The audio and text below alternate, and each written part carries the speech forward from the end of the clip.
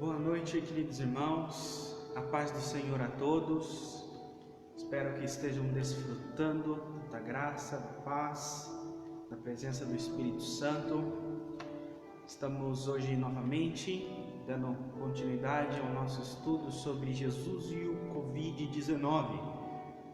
O que a palavra de Deus nos orienta a respeito desta pandemia. E hoje nós vamos falar sobre a palavra de Deus.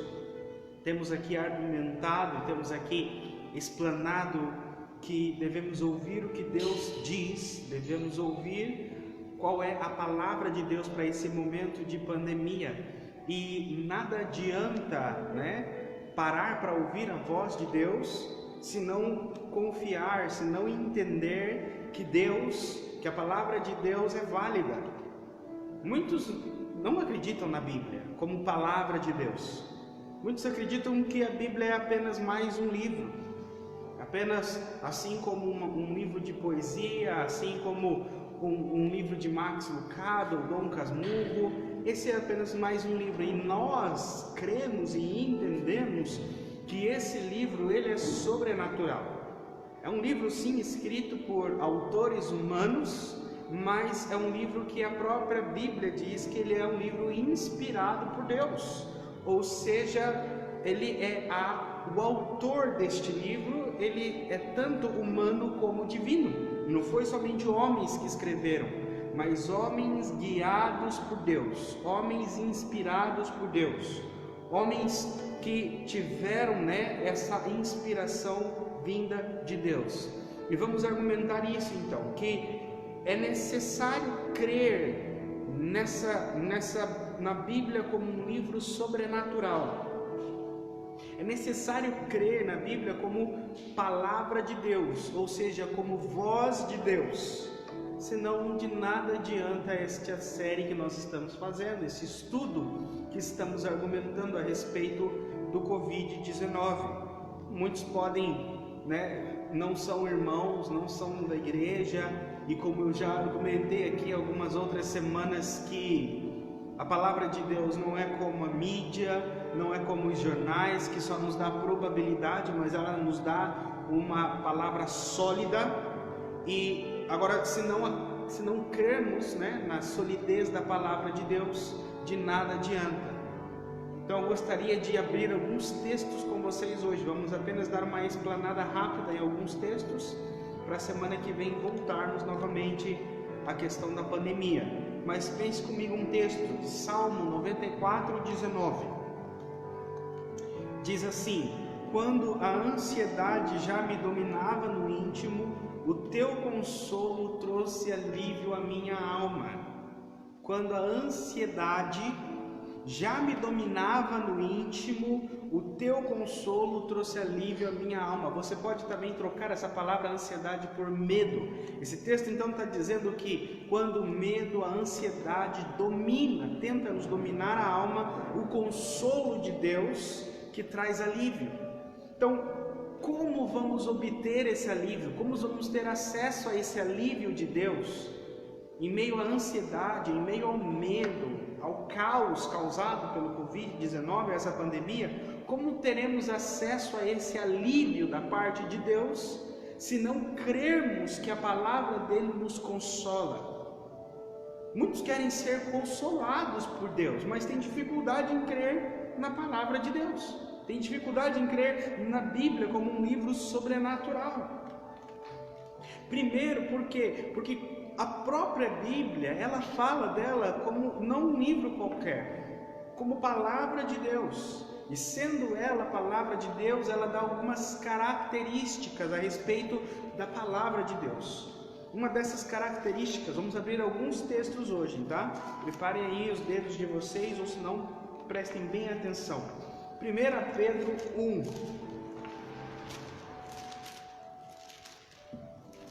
1:24. 1 Pedro, capítulo 1, versículo 24 e 25. Diz assim: toda a humanidade é como a relva, e toda a sua glória como a flor da relva. A relva murcha e cai a sua flor, mas a palavra do Senhor permanece para sempre. Então está dizendo que a humanidade ela é como a relva, e a glória da humanidade é como a relva, que hoje está em pé e amanhã cai.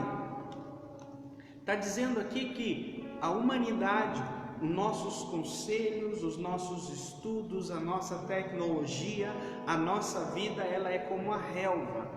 Como assim como a relva? A Bíblia usa a relva porque é como a flor, o mato, que hoje está em pé, amanhã vem um sol e está seco. Agora, a palavra de Deus permanece para sempre.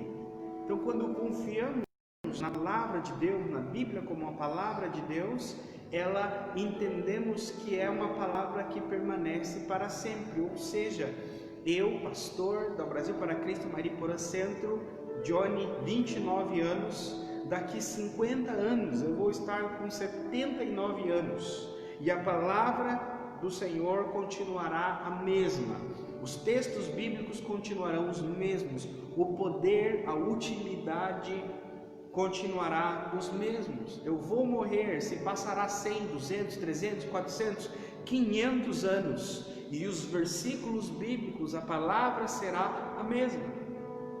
A mesma verdade que trouxe esperança para as vítimas lá no ano de 1915 da gripe espanhola, e como também trouxe esperança para Lutero lá no ano 1525, quando a peste negra invadiu a Alemanha, é a mesma palavra que traz esperança para você hoje em meio ao Covid. Não importa a pandemia, não importa a doença, não importa o caos, a palavra do Senhor, ela é sólida, ela é esperança para todos os tempos.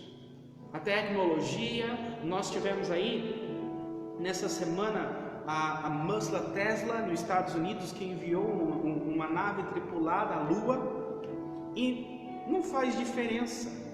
Não importa quão desenvolvido está a nossa tecnologia, a palavra nunca será, vamos dizer assim, desprezada. A palavra do Senhor permanece para sempre. Ao contrário, a humanidade é como a relva. Nós somos mutáveis. Hoje temos uma opinião, amanhã temos outra. Hoje votamos em um candidato, amanhã nos arrependemos do nosso voto. Hoje fazemos algo que nos arrependemos amanhã, ou deixamos de fazer que nos arrependemos amanhã. E aí assim entendemos que nós somos como a relva, somos passageiros, mas devemos confiar que a palavra de Deus ela é eterna, ela é permanente. Então, se a palavra de Deus é permanente para amanhã, se a palavra de Deus ela é permanente para 100 anos, 200 anos, 500 anos, por que não crer nela? Por que não pautar a nossa vida conforme as estipulações, conforme os seus ensinos? Olha só um outro texto que está em João 10:35, Evangelho de João.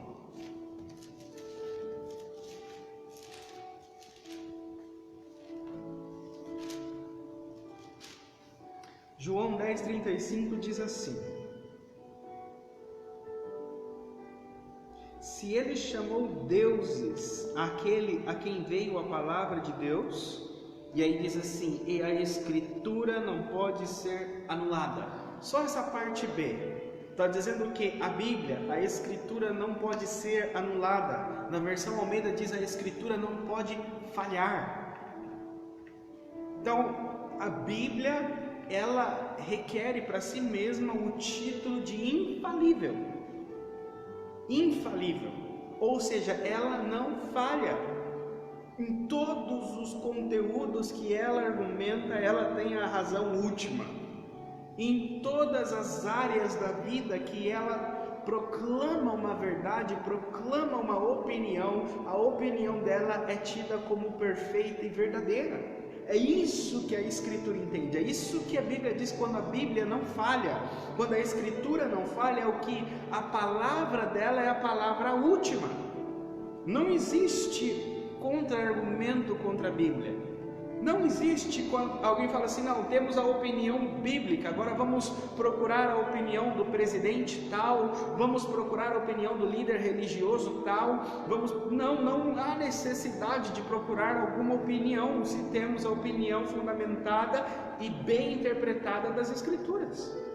Por quê? Porque a palavra das Escrituras é a palavra de Deus, e se a palavra de Deus, ele é um ser onipotente, onisciente, ou seja, onipotente porque ele tem todo o poder, onisciente porque ele sabe todas as coisas, onipresente é porque ele está em todos os lugares. Então esse ser que tem esses atributos, quando ele fala alguma coisa, a palavra dele deve ser a última autoridade, porque não tem ninguém que sabe mais do que ele, não tem ninguém que pode mais do que ele.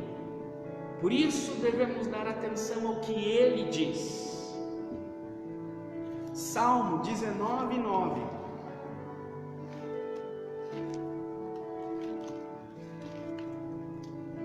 diz assim, Salmo 19:9: o temor do Senhor é puro e dura para sempre.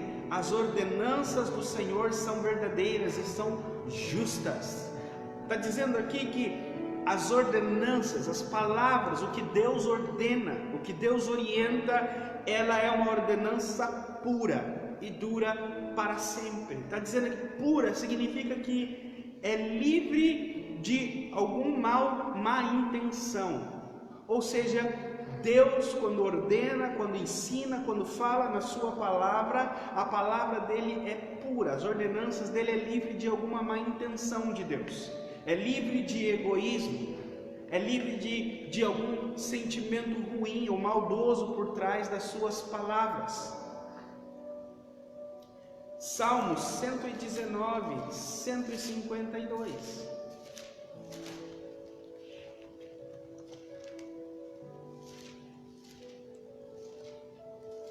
Diz assim: há muito aprendi os teus testemunhos e que tu os estabelecestes para sempre. O 19:9 disse que eles duram para sempre, e aqui ele está dizendo que Deus estabeleceu para sempre. Quer os homens aceitem, quer não aceitem, quer os homens creiam, quer não creiam, quer eu creia, quer você creia ou não, a palavra de Deus e os estatutos de Deus, eles duram para sempre. Você morre, eu morro, mas a palavra do Senhor continua sendo verdadeira. Eu posso estar enganado aqui, depois vocês podem pesquisar no Google, mas se não me falha a memória, um homem chamado Bertrand Russell, ele foi um grande crítico das Escrituras, e ele criticava a veracidade da Bíblia como palavra de Deus. E quando ele morreu descrente, morreu desacreditando da palavra de Deus como sendo verdadeira. E a casa desse homem se tornou uma sociedade bíblica, ou seja, a casa desse homem se tornou um local onde se imprimiam os textos bíblicos. E aqui está dizendo que não pode você crer ou não crer, pode você aceitar ou não aceitar. Você é relva e eu sou relva, nós vamos morrer e a palavra de Deus continuará sendo impressa, continuará sendo propagada e pessoas continuarão crendo nela. A sua opinião, a sua fé a respeito da Bíblia não diminui ela. Não faz dela falível, não faz dela menos aceitável. A tua opinião não vai destruir o plano de Deus em propagar o evangelho dele. Então eu te faço essa pergunta: por que remar contra a maré? Por que ir de contra a força destrutiva, a força poderosa do oceano da verdade de Deus? É mais fácil se submeter, é mais fácil crer, é mais fácil entregar o coração e se quebrantar para a verdade de Deus. Ela permanecerá para sempre. A palavra de Deus permanecerá para sempre. Olha o que Isaías 28, 29 diz.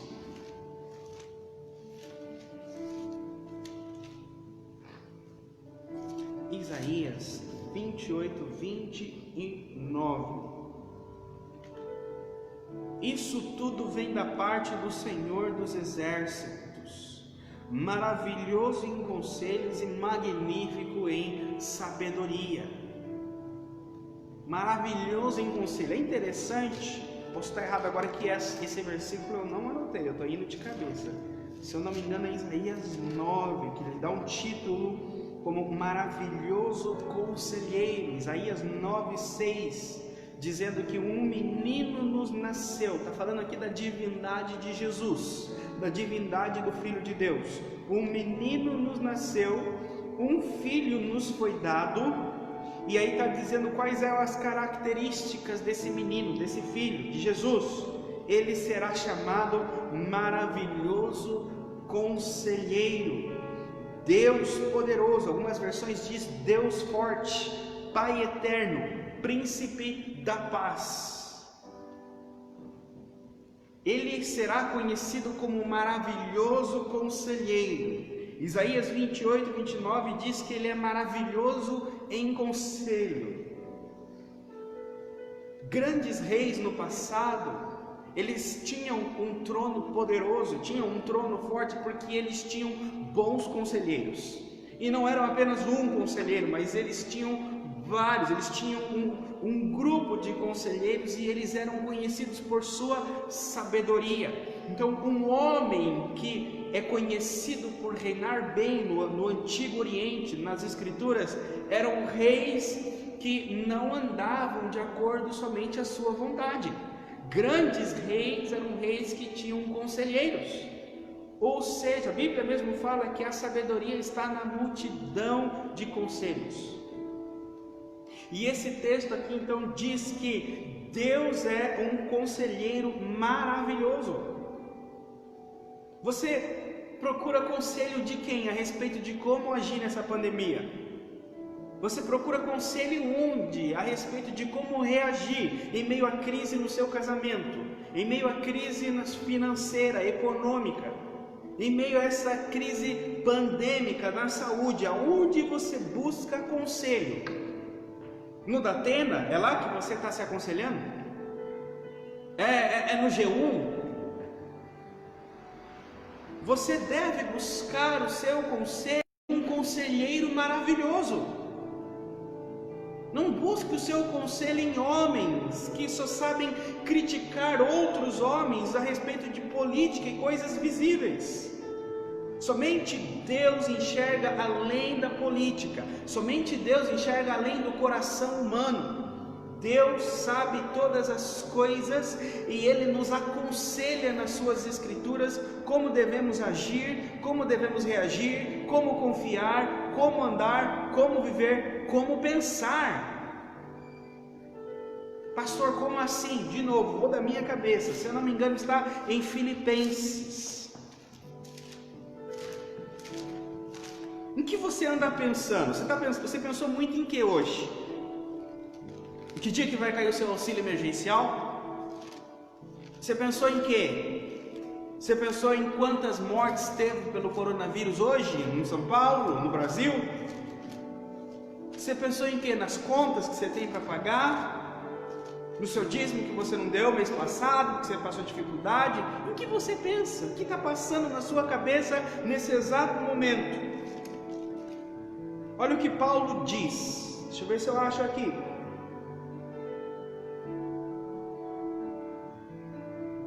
Filipenses,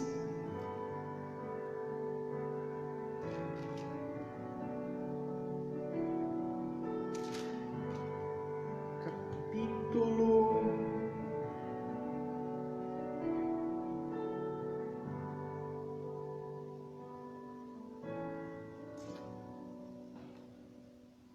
Irmãos, eu não achei aqui, mas é um texto de Filipenses que diz: em tudo que for bom, tudo que for aceitável, tudo que for justo, nisto pensai. Nisto pensai. Deixa eu ver aqui. Filipenses.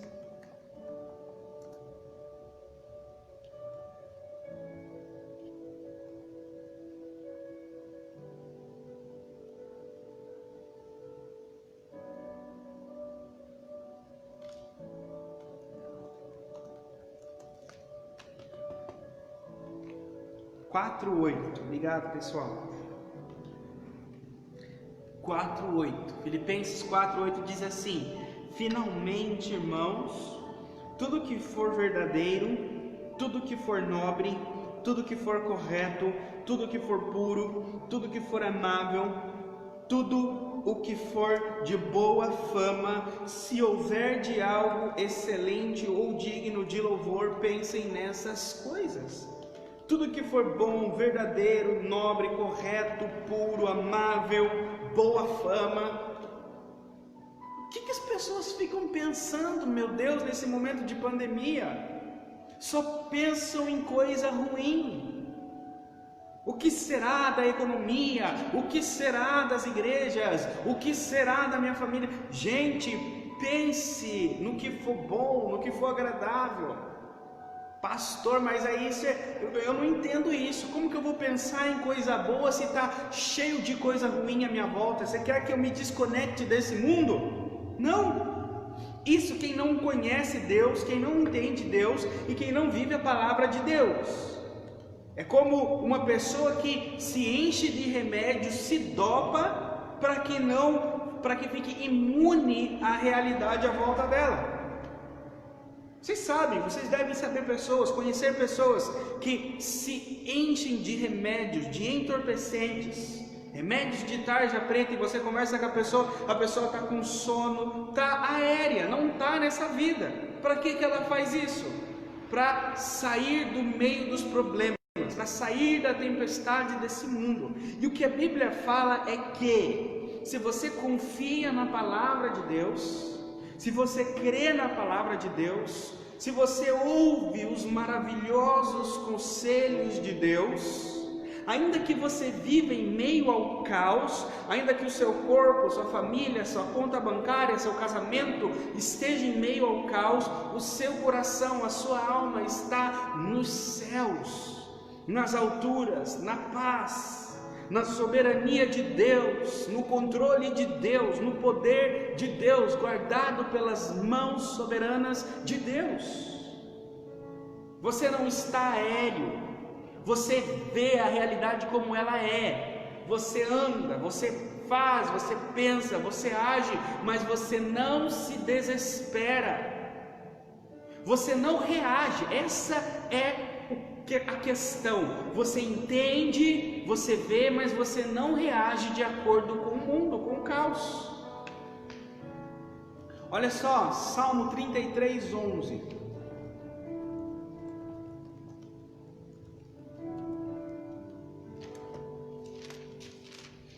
Salmo 33:11 diz assim: mas os planos do Senhor permanecem para sempre, e os propósitos do seu coração por todas as gerações. Os planos do Senhor permanecem para sempre. Deus tem o poder e a soberania, e se Ele ainda não acabou com a pandemia, é porque Ele tem um plano e tem um propósito, e o propósito dele permanece para sempre.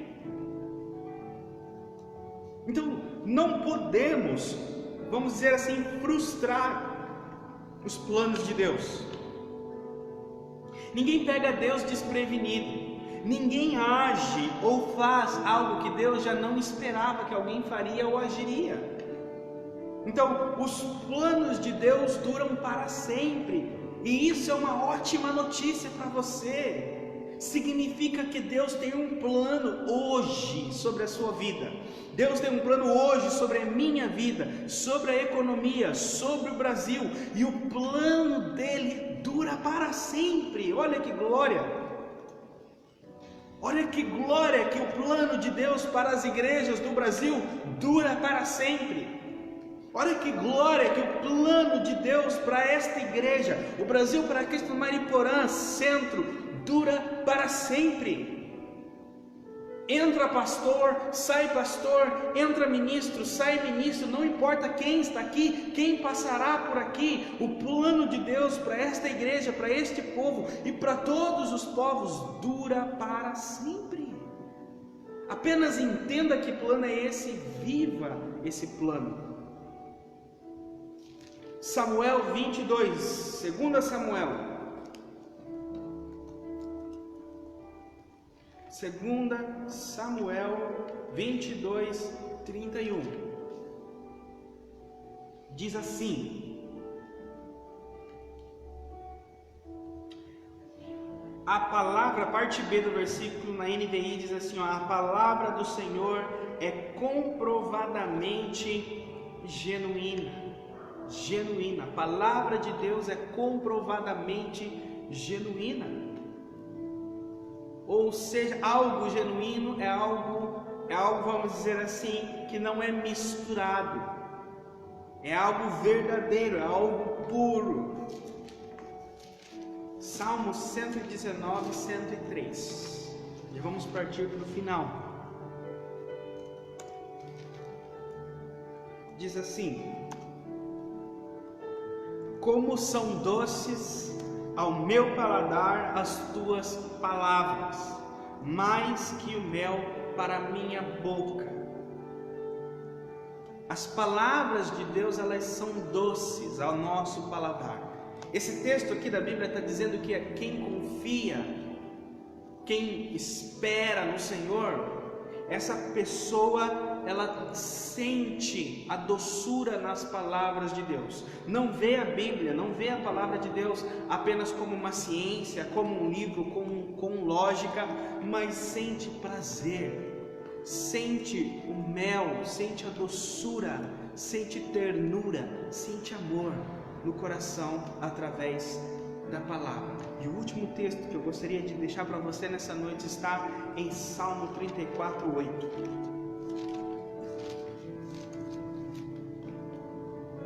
Diz assim: provem e vejam como o Senhor é bom. Provem e vejam como o Senhor é bom. Esse é o convite que eu quero fazer para você nessa noite, para provar da palavra de Deus, para confiar na palavra de Deus em todas as áreas da sua vida, principalmente agora em meio a essa pandemia. Prove. Nós sabemos desde criança que as pessoas falam assim: eu não gosto de tal comida. Mas você já comeu? Não, nunca comi. Então prova para ver se você não vai gostar. Prova. Agora, eu não te venho convidar para provar uma comida feita por homens ou algo que pode ter alguma falha, mas eu venho te convidar a provar a doçura da palavra de Deus. Eu te venho convidar a provar Deus. Provai e vede. Vede é veja, comprove, receba, sinta que Deus é bom. Mais bom do que ter uma conta recheada de dinheiro, mais bom do que ter plena saúde, mais bom do que ter nenhum problema, melhor do que todas as coisas que esta vida pode nos oferecer é Deus. Pastor, de onde você tirou isso?